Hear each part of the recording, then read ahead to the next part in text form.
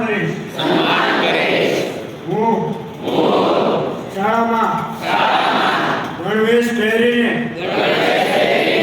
નિયમિત સમયસર આવીશ. હું શાળામાં સ્વચ્છતા જાળવવા સહભાગી બનીશ. હું કોઈ પણ પ્રકારનું વ્યસન કરીશ નહીં.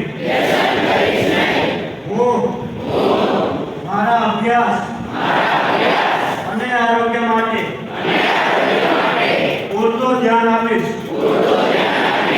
હું મારા માતા પિતા અને ગુરુજનોનું નામ રોશન કરીશ.